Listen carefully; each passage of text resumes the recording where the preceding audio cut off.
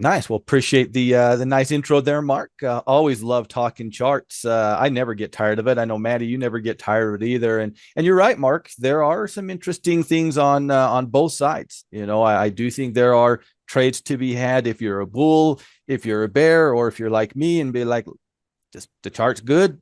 It's a small risk. Let's roll. So I'm excited to see what you found, Maddie. I'm going to just throw a quick radar, Maddie, so I don't forget it. This is an Yeah. old friend that we've talked about before, and that's IoT.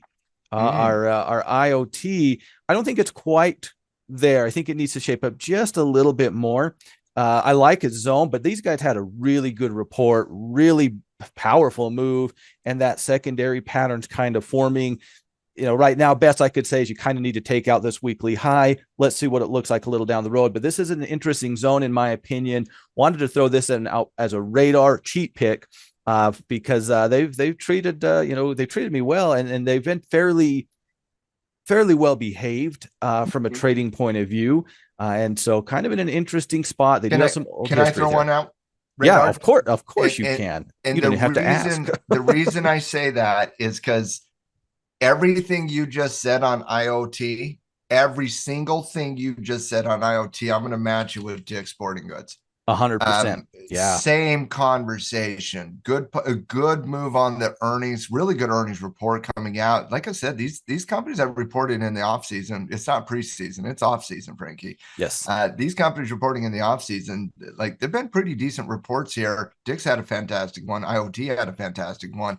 Both were gap up, gobble up type environments, and then all of a sudden you have your secondary movement, and with the market doing what the market's doing, obviously these secondary movements are choppy, but they haven't given an edge. Like Dick's here just hanging on to 90 EMA, like nothing's happening out there other than a little bit of dose of volatility. So I wanted to match your secondary earnings move with one of my own in I Dick's love it. here, Listen, you Frankie. you did me a favor. They were on my cheat list too. So Oh, uh good. We I'm, we I'm both wanted to cheat here. There, I like it. listen, if you ain't cheating, you ain't trying, right? All right. So do you want to go first or you want me to go first? Yeah, I'll kick us off here. Yeah, okay. What do you Kick want? us What's your off here first one? today. You know who I'm gonna go with first, Maddie, Are is you two bulls and a bear? Or are you two bears and a I'm bull? gonna go a bull and a bear, and then I'm going to And then you're gonna wait. see where it takes me. Yeah, Right. yeah, yeah, yeah. I'm not gonna commit to the third one All right, I'll go. just I'll yet. go bull bear, and then I won't commit yet either. I like it. I Yeah. like it. So I'm going to kick off with a bull here, and that's BG Foods. This is one that we looked at last week. Actually, had them in the stock report. Weren't able to trigger last week, but I think the pattern is still perfectly legit going into this upcoming week. Again, another one of those big move up on earnings, big beat on EPS. I know that with these guys pulling back into that secondary move, we're kind of hanging around. Gave up the 9 late last week, but really have kind of consolidated and danced, and kind of coming back to that theme of those staples, right? I'm going to be looking at some of those staple companies in the event that we can push through all that overhead that you were looking at on the ETF. Think these guys would fit into a low risk, good reward type of scenario to take advantage of that. And I don't think they necessarily need that either, as they've kind of shown. I think that would kind of be, a kick in the pants, a nice one, if anything else. I think you're looking at this one, Matt, and you're saying, okay, over the course of this week, we really haven't done anything. We've put in a lower high here on the weekly chart, right? So I'm now comfortable saying, well, if we can get above this week's high, right? I think that was Tuesday, if Good I'm not. reversal. You got a pretty good little reversal if we can get through there. We've held up. We're already building on support, right? Trying to push up, up, up. Little 2-day consolidation. I like this over this weekly high, and ultimately you're targeting into that 200-day moving average. As at least as far as I am concerned, that's kind of that target zone that you're looking for. That does give you stop options. I mean, if you're kind of going below the 1-2 dance of the lows that we've seen today and Thursday, that's going to put you somewhere in the 3-1 ballpark. If you want to be a little looser with the stop and kind of come down and get below the actual low points, you're still going to be over 2-1 and not have any risk to reward issues. So I think you have two legitimate stop locations.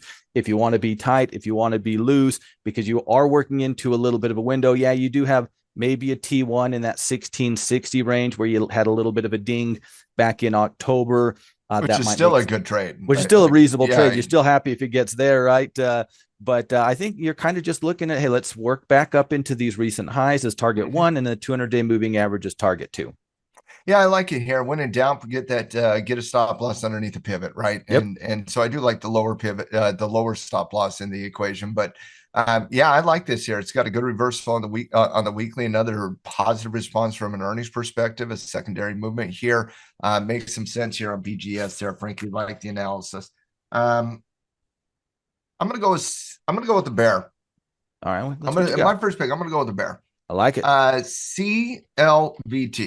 We're gonna go with CLVT here. Massive rejection on the earnings report. Found resistance, couldn't break that resistance. Double top, double bottom on the daily chart. Low base on the daily chart. Looking for just a simple trigger here, Frank. Just looking for a simple underneath the low of the day. Don't need to get too complicated here. You're already fighting the breakdown channel, and you're just underneath the low. Stop loss, you're going to gauge the 9. The reason I like it, though, isn't necessarily the daily chart. I just think you're using the daily chart to trigger your entry, your stop loss, and whatnot, right? Right. The reason I like it is actually on the weekly chart here.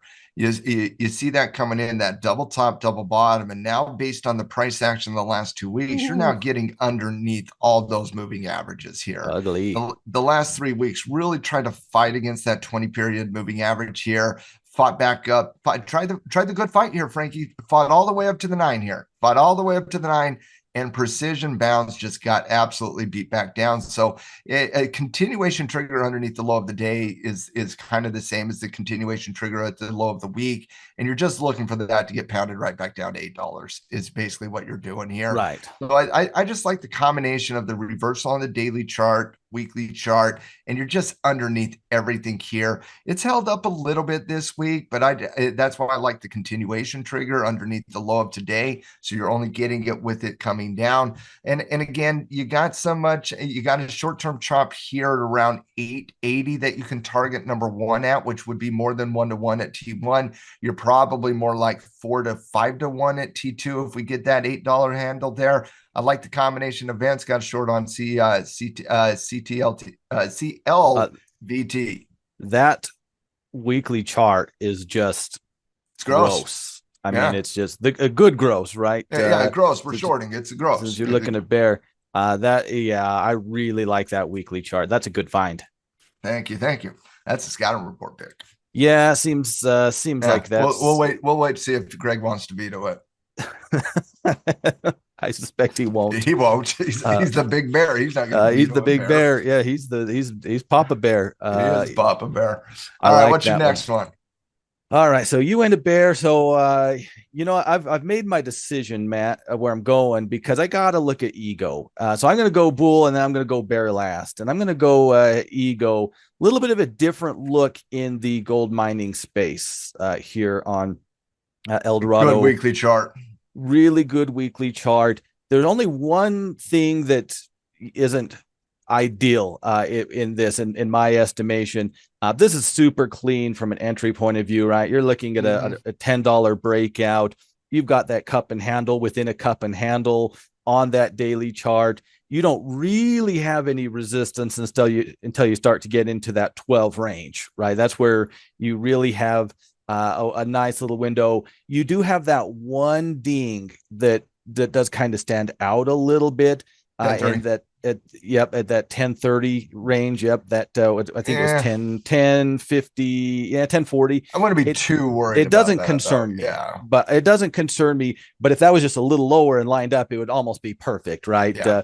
So that's kind of. It should be a little lower. There's a little fake out breakout trade there. That was a little fake out breakout. If I'm looking for gold, and this is one thing, I said it in Discord a couple times, this week, I'm looking at these miners because, gold, because of the gap up, if you weren't already in gold and trying to play the ETF going into this week, it was just a tough catch, right? Yeah. I mean, everybody's, saw it like, yeah, this is a good situation, but was a tough catch. And so I spent a lot of my time kind of scrounging through the miners. And the SSRM that you looked at was a standout, and this guy was a standout as well. If I'm looking to kind of be coming off of the highs, I think this one does kind of work out. I think this really kind of comes down to: are you do you feel there's another decent move in gold, right? If you do, these guys can move, right? They're a Yeah. little cheaper stock, It's but up 50% in the last don't let it what, fool you. four Yeah, months. these guys, I've seen swings from 13 to 18, from from 20 to 15, from 8 to 12. I mean, these guys, they can move, which is always something I like for these low dollar stocks, right? Find things that Mm. still can move like a bigger stock, if you will. If you are interested in gold, I do think this gives us another option, another interesting way to play it. You're just looking at playing the breakout, and I think you're, kind of taking it as it goes, but to kind of make sure your, risk to rewards where you want it to be.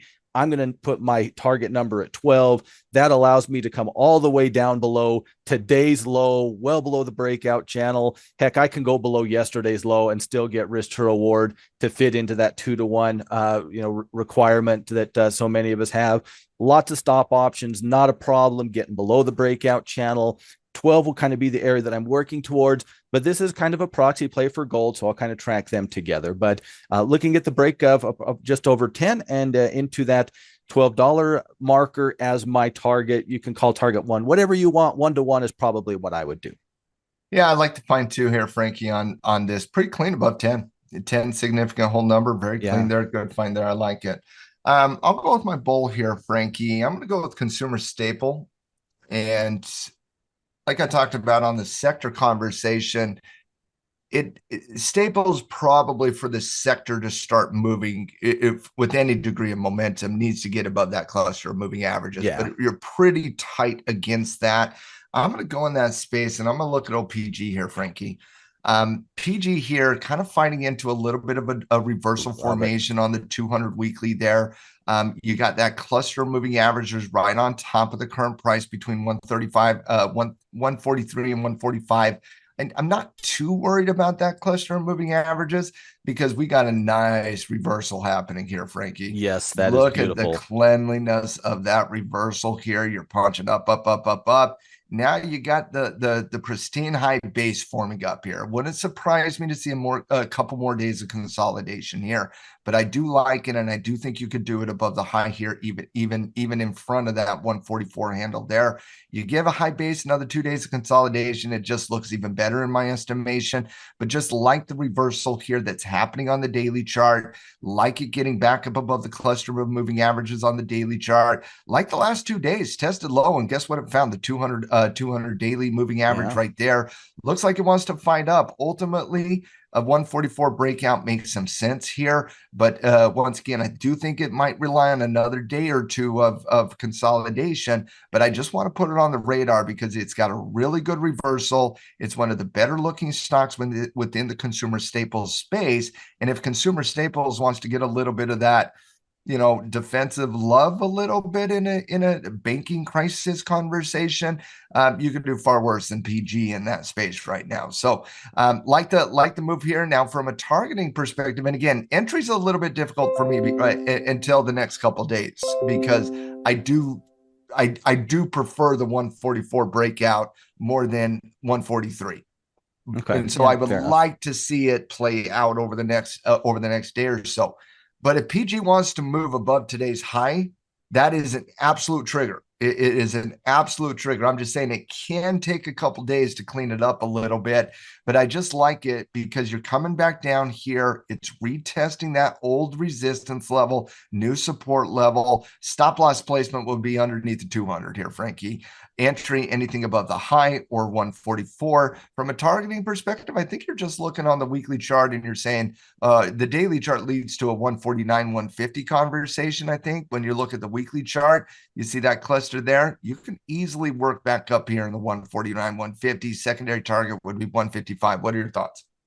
I really like this. This was one that I wanted to talk with you and the rest of the team about as well in the meeting. I think you pretty much hit everything that I was thinking, both kind of overall pattern and kind of entry wise. I really like this find, and these are one of the big dogs in that space, right? And so Yeah. I think you hit it right there. These guys playing ball would probably be a boon to the entire sector. I really like this reversal. I think this is a real good find. Awesome. What's your last pick? All right, so I'm going with the Bears. So I'm going to ask you, You want a little bit of retracement, or you want a little bit of a low base breakdown? Well, I'm going to do a low base, another Okay. one. All right. So So, all give me right. a So, retracement. so I'm just gonna throw my radar then, and my little low base is a 3 day low base on CVS. Planet's I been haven't. real Yeah. nasty. Really like this little 1, 2, 3. We broke, we've held, we've not done anything right, and just need to continue to the downside, and really some room to run into $70 on CVS. So that was the little breakdown I had. But since you're going with a low base, I'm going to visit an old friend of ours, and that's Bill. Oh, Bill, huh? Good old Bill. He's been a good bear. We could say that about Bill. Mm-hmm. Right. There's always something nice to say. And Bill has been a good bear for a while. And I don't see any reason to think that that is changing here at this point in time. You had that nice little drift back into that falling nine. Doji yesterday, I would argue you could already be in this. I would argue that under yesterday's low was a legitimate trigger. But if I'm not, I'm looking at this, 1, 2, 3, these last three candles, Maddie, where I'm looking at that low from Wednesday, and I'm like, you know what? If this thing goes, then that's that full confirmation of that nine as resistance, right? I've already stalled. I've already seen downward movement. Now I'm breaking that support level, getting that follow through candle. So if I'm not already here, I'm probably looking at underneath Wednesday's low as my entry. Again, we can squabble a little bit. Somebody would say below today's low, and I wouldn't fight too much. I'd just say it's a couple pennies to get that little bit extra. Why not pay for it? But it would be a minor squabble, right? Because I do think you could already be into this, and I don't think that would have violated any of my personal rules.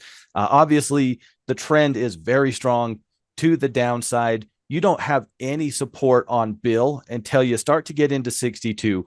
That is our next level of, we got to go, back in time a little bit, but back in better days for our buddy Bill here, that acted as a pretty significant resistance after its initial run on its after it started trading. Big It's been pullback, 62 for a while. big break, Mm-hmm. pullback. So there's some history there. I think that really stands out for a target zone, whether it's T1 or T2, probably depending on your overall read and your stop loss. If you are using 62 as T2, you're probably looking at a stop above today's high. That should be fine. That's giving you the 9 EMA, maybe Yeah. not just yet, but if you trigger, it is going to get you the 9 EMA working for you. Sure, would I rather have yesterday's high? Like you said, when in doubt, choose the pivot. All things being equal, I'll always choose the pivot, right? But that costs me, and I have to weigh the cost versus the upside to it. Still think that's a legitimate option too, but you probably do need to be having a little bit of a larger secondary target. So if you're just kind of looking at filling this window, I think you're pretty much kind of not bar by barring it really, but stop loss wise, kind of. The stop loss is going to start above today's high. We'll drag it, down with each and every day's high, and or scale out on the way down into that 62. Nothing here. The previous swing low, I don't care about that. That was, just the previous swing low. I expect this trend to continue. If I don't, I'm not playing it bearish, right? I mean, that kind of goes without saying. So working into that 62 level is kind of where my head is at. Probably stop loss is going to need to be above today's high. Probably not going to be able to get risk to reward quite where you wanted using yesterday's high. I think that's okay because you're getting intraday resistance, and most importantly, you're going to have that 9 working for you. So I would feel Yeah. comfortable with that. And the 9 EMA is going to catch up to that on Exactly. Monday, If right? that wasn't going to So work, then I would have to reevaluate things, look for a different type of entry or something. But yeah, as long as that nine's working for me, I am pretty satisfied on any momentum type of trade in mhm. particular, and I think that's not going to be a problem at all. No, it's a good it's a good little bear flag here on Bill, and Bill's been good to the Bears over the course of Yes, the last little bit. We've been talking about that 62 handle. I yeah, remember we that were. was on the scanner report just like 4 or 5 weeks ago, and Yeah, we when were we're looking at talking that 62 breakdown, yeah, handle. looking at that breakdown, and Yeah. you've had a few, a few different runs, right? You had the Cody Mm-hmm. special, you had the We've had a the couple. retracement, yeah, yeah. So been a good bear. Hopefully that continues. All right, Frankie, my last one is old WOLF here. A little bit of a low base Ah, type Wolf. analysis here.